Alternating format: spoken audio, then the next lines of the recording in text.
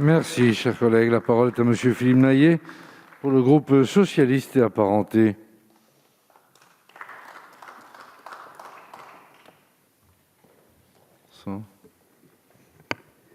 Merci, Monsieur le Président, Monsieur le Ministre, Madame, Messieurs les rapporteurs, chers collègues.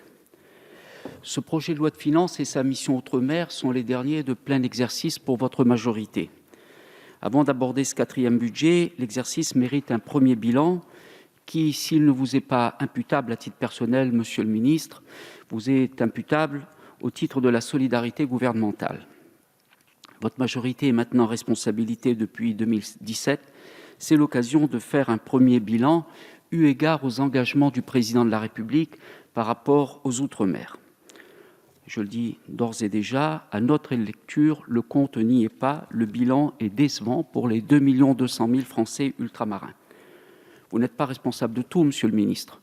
Vous n'êtes pas responsable des maux structurels qui étaient déjà là bien avant vous. Entre-temps, il y a un certain nombre d'événements, si je puis dire, exogènes qui sont intervenus. Le mouvement des Gilets jaunes, la crise Covid que nous connaissons et dont nous ne maîtrisons pas encore les incertitudes. Je peux même rajouter l'ouragan Irma qui a touché un certain nombre d'îles.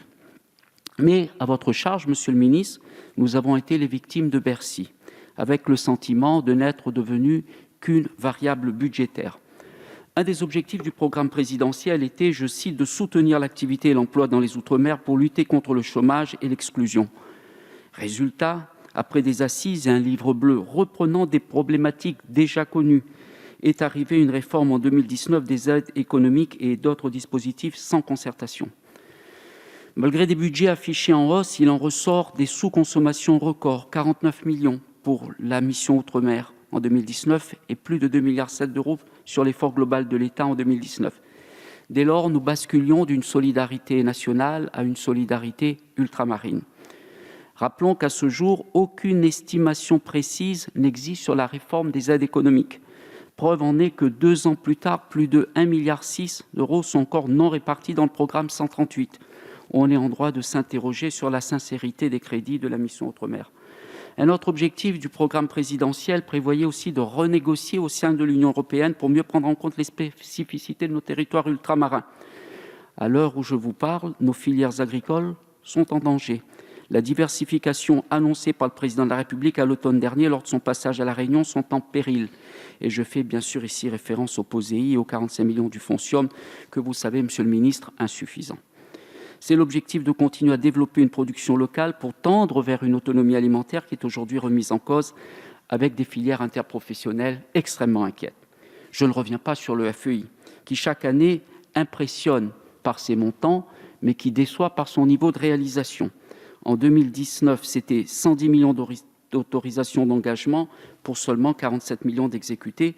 Nos collectivités seraient-elles incapables de répondre au cahier de charges? Étaient-elles freinées par les accords de Cahors? Et que dire du plan logement Outre-mer 2019-2020? Encore peu visible, la suppression de l'AL accession, la baisse de la LBU ont fait beaucoup de mal. Le plan logement doit répondre à l'urgence de loger nos familles dans de l'habitat décent et accessible, mais aussi de relancer le BTP, grand pourvoyeur d'emplois, qui vit ces 2 pires années de la décennie. Nous saluons bien sûr cette année l'augmentation des crédits de la ligne budgétaire dédiée au logement. Il y a également les contrats de convergence prévus par la loi Égalité réelle. Nous étions déjà déçus par une grande partie de leur contenu. Il est encore moins tolérable que les prévisions d'exécution de ces contrats soient à la fin 2020 à mi-parcours seulement de 278 millions en autorisation d'engagement, 163 millions d'euros en crédit de paiement sur plus d'1,7 milliard contractualisés. Au regard de ces chiffres, je vous demande, mes chers collègues, de soutenir la proposition que je fais au nom de mon groupe, la création d'une mission sur la mise en œuvre des contrats de convergence. Derrière tous ces tableaux, toutes ces pages, toute cette comptabilité, ces montants du DPT, de la mission Outre-mer qui s'évaporent d'un vote à l'autre ou qui tardent à être dépensés, c'est le quotidien des millions de Français de nos territoires qui est en jeu.